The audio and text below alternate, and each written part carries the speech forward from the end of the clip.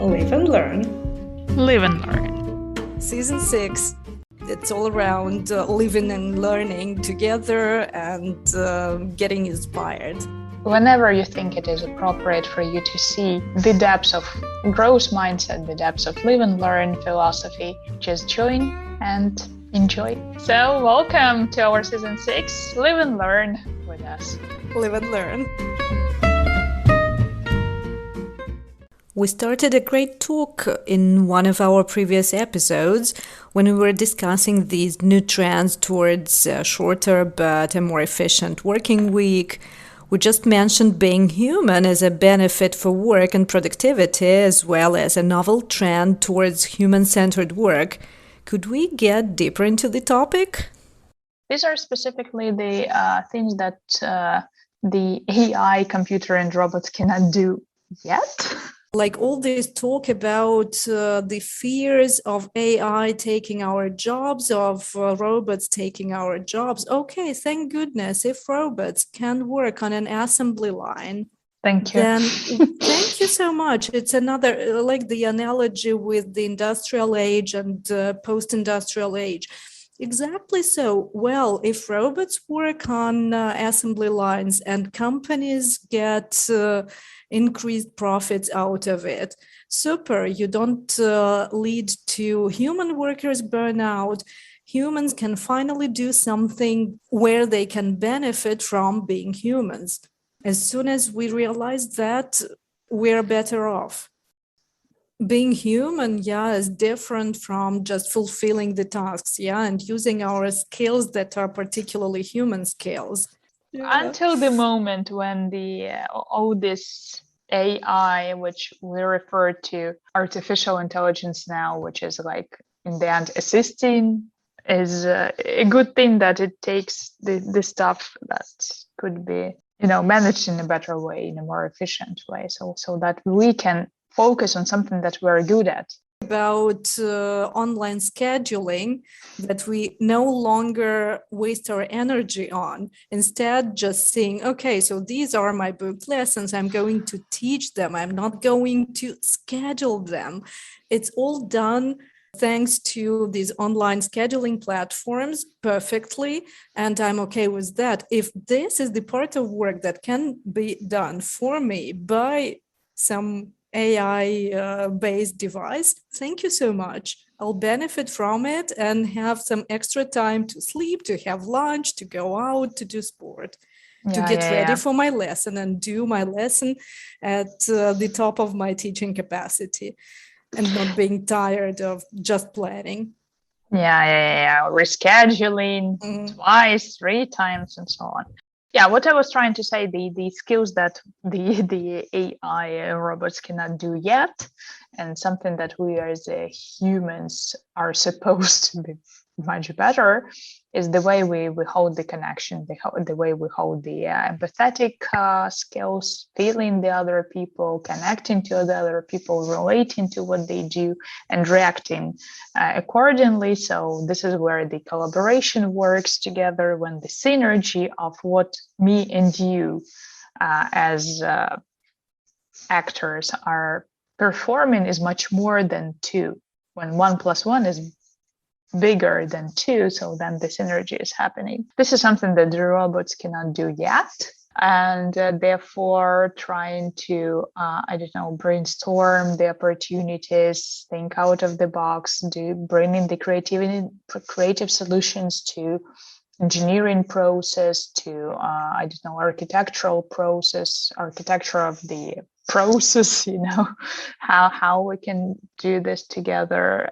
This is all is becoming the center of what the workplace is going to be. It's no longer a 9 to 5 and you are just writing 15 reports and printing them and then scanning them and then uploading them, or putting the pages manually. How much time have our parents, grandparents wasted actually for all those repetitive and non-creativity based stuff? So it's fax machines starting. Fax machines, Yeah, we're talking about the human-centric things when suddenly to be a manager is not only to create the tasks and to get the results. So it's not operating the functions, right? So it's much more about learning together with the team, creating a team which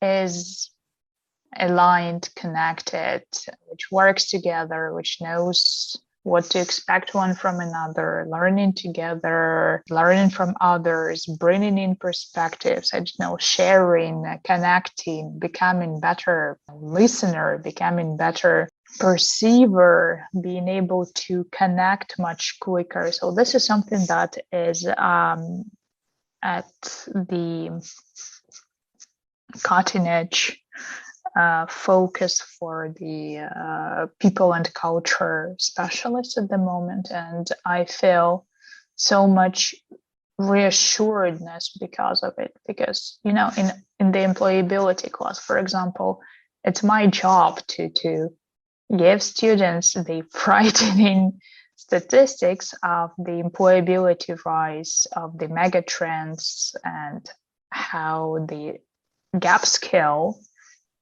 is seen already and what we can do together to make sure we equip the students and they equip themselves. They take the commitment, the responsibility to equip themselves already with better collaboration, better creation, co-creation, building up connectivity, sensibility, ways of making people first together already from semester one, from year one of their studies, so that they see how this tremendous shift in the mindset of the global population is starting.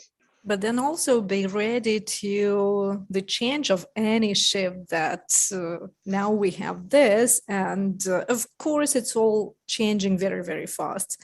Yeah, there is new input, there will be new output, there will be new challenges. So also being ready as humans to be resilient and to react to this change, to adapt to changes, but not only to create, to recreate something, and be ready to work with this together, to collaborate in order to meet new challenges and so on. Yeah. So because when we learn something or we teach students to do something based on what the situation now is, then we shouldn't forget to say, and remember, nota bene, everything is changing. Yeah. And then be ready to change, be ready to be resilient and so on. Yeah, this is a specific focus in two disciplines of mine. One is employability, obviously, and another is transformation in the global environment, where we specifically talk about how this transformation is happening in different business spheres, including organizational change, including human resource practices, and so on. The last class that we formulated, there was an article on Harvard Business Review or Harvard Business Manager, I think, special edition. So they were telling what would be the HR professions in 2020, 2025, and 2030. So their projection, how the titles or other roles would be named depending on low level of data skills, data analysis skills, or digital skills maybe, and high. There were such amazing names or titles of those special roles, just like, for example, Chief Wellbeing Officer, Gene Diversity, I don't know, lead or something like this. So there were amazing things like human machine relationship builder. This last one is something I find funny, but the previous two are just a reflection of our lack of putting the human first. This Why is should why. it be gene diversity something? It should be just, well, everyone is different. Let's once and forever accept this fact. Everyone is different. Can we just remember this when we talk to other people? And it's not new. Inventing new job titles. Yeah, it is interesting as a trend again. But what this trend shows in particular is our lack to see the human first and then organize the job relationships or job environment around. That's why it is environment, because it's around. Let's talk about words. Like it should Who's be in around. the center? Who's in the center? Like simple, but let's think about it. Let's be aware of it. In the same time, when you're talking about sustainable development goals, they're trying to put human not in the center, but among other participants, so that it's not ego-centered, but eco-centered. So there, I would say, two trends here. Mm-hmm. But what specifically I was trying to formulate is that this change from business-centered leadership to human-centered leadership is very well described in, as I said, Bersin's human-centered leadership Big Reset playbook. And they wrote how the mindsets and attitudes are changing towards what do we need to focus on, to be tolerant to what do we need to understand, then how the skills and capacities should change towards the human-centered leadership. So that is an accepted, widely accepted, globally accepted process, right? And what kind of behaviors and actions should change there. So let me refer you to this Big Reset playbook. Lovely reading. I love analyzing this with my students. I think that if this prediction, invitation to something that is already well thought over, something that is already been practicing in the companies around the world who want to adopt another level of their organizational design when they move towards more collaboration, more communication, more hearing each other, more thinking of how we can add value together to some higher good rather than production of stuff or manufacturing stuff. That is already another thing on the scale of reinventing organization by Frederic Laloux. And if somebody refers to this as steel organization or a green organization. So that's completely different value set that is put at the core of the business. And as there are so many things that we adopt from businesses, for example, just like agile practices, we adopt from IT companies, right? Because it was first created to reorganize project-based teams so that they work together in a more efficient way, right? And now we are adopting agile approaches, methods, methodology to much wider scope or range of work, right? So now the banks are working like this. So there is a huge line of the training. So everything should be agile. Everybody's having this buzzword. But agile is one of the part of trying to be more flexible, trying to be more adaptable, trying to hear the feedback. The main idea there is the feedback loop that you receive, what's working better, and how we can make what's working better in the focus. So I think we're heading to somewhere a little bit more beautiful than we come from.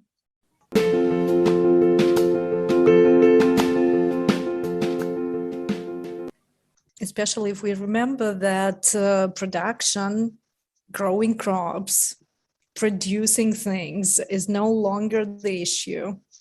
It can be achieved easily in those amounts that we as humanity need. What we cannot do yet is really organize, reorganize, distribute fairly, and so on. This is the problem. The fact that there is still famine in some parts of the world is not the problem of growing crops. So global problems and human-centered ways of solving them. What are the mega trends for the last 10 years? If you look back, World Economic Forum again has the statistics very nicely. The agricultural problems as a mega trend. were the last time seen globally in 2012, 2013. Then the global effort has dealt with this problem. There's always way to improve, but it's not any longer a heating mega trend that is impacting the global society. So now it is, of course, the social and economic way of distributing things and trying to make sure that we can support those who are in need and bring the innovation even to a higher level. What's now the biggest thing is the climate eruptions, these health problems, aging population, or rather demographic change, and something that impacts us from outside. So the more we have such huge challenges on a global way, the more there will be the need for global unity and community to be able to make sure that it's not a one-on-one problem.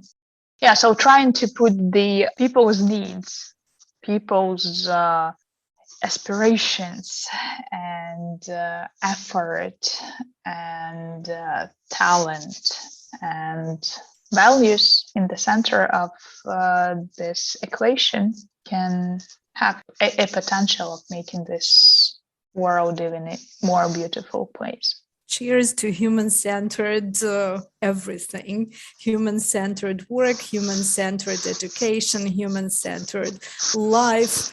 The more human skills, person skills are present, the better we can make this place, planet, life make. And let's hope we are doing at least something, starting these conversations. Any event or any interesting thing that appears, that provokes a conversation, that inspires the discussion, is one of the valuable things that in the end form the global talk about important issues, about global problems, about everyday needs and troubles that need solutions and so on.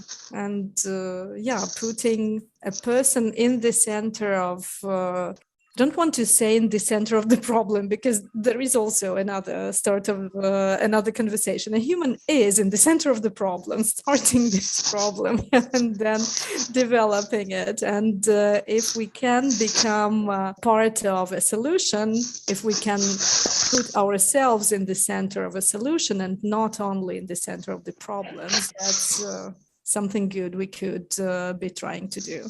The more we try to understand ourselves, the more we are learning about ourselves, the more we're living our own lives with our own perspectives and with our own curiosities, the more we're fulfilling the live and learn philosophy. Stay with us, live and learn. Live and learn.